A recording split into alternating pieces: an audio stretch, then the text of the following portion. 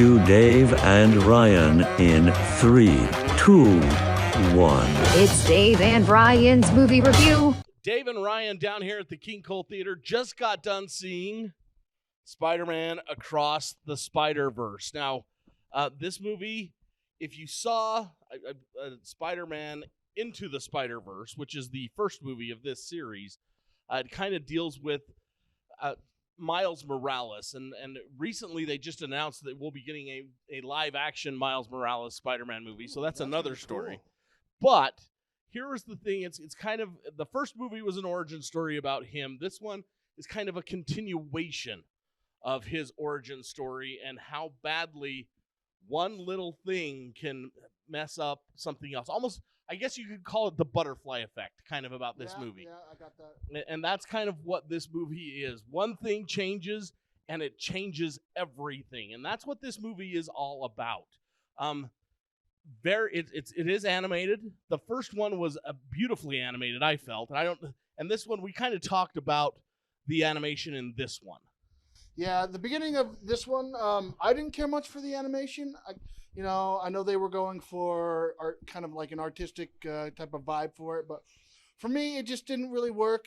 But the animation changes throughout the movie, so don't worry if you don't like the first part. The second part's fine. It just, they were trying to use the animation as a way to tell the story, and to me, I don't know about you, but it didn't really help that much. I think, and we spoke about this as well, I think the animation became more important than the story in some parts. On some parts, yeah. This is probably one of the slowest moving movies that I sat through, but once it got going, it got going. Yeah, there's some scenes in here where the animation worked beautifully. I'm not going to give any spoilers away, but there are some parts that were just amazing. You will see other Spider-Men in this movie. And I'm not going to tell any stories or any tales out of anything. You'll see things like that. You're going to realize and jump into the entire Spiderverse with this movie. And we were just discussing the fact that this would be a good precursor movie to go see. Maybe it'll help you understand different universes before we jump into The Flash, which is coming up on June 16th. So for this one, I really enjoyed the first one, this one, and once again, you're going to have to wait because this is a cliffhanger, and the next part will come out in March of next year, and that one will be called Beyond the Spider-Verse, and that'll be the whole trilogy of this one. But for this one, I enjoyed the first one so much. This one, I thought relied on some animation a little bit too much, and it didn't really drive the story. So I'm going to have to give this one 2.5 popcorn buckets. I agree with you, but honestly, it's not targeted for people our age. This is definitely a movie for teenagers, so they're going to love this movie. I'm going to have to give it 3 popcorn buckets. Because it does have a lot of fast action and things like that in it. We talked about that. So, you know what? Not my cup of tea, but that doesn't mean it's not yours. And the animation at points, as Ryan said, the animation at points in this movie is beautiful. So come on down and see this one. If you're looking for a little bit of a scare, all right, The Boogeyman is also going to be in theaters on Friday here at the King Koal Theater. It is a short story by Stephen King.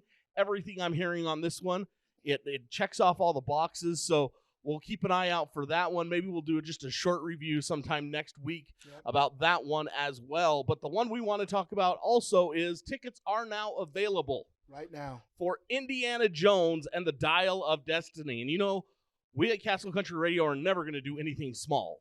So how about all 5 Indiana Jones movies back to back to back to back to back? I think that's correct. Yeah. So we're going to start at 11 o'clock on June 30th. We're going to go all the way through until you get to see the brand new one, Dial of Destiny. A couple of different ticket options. $10 is going to get you every movie. It's going to get you in the door. All seats are reserved.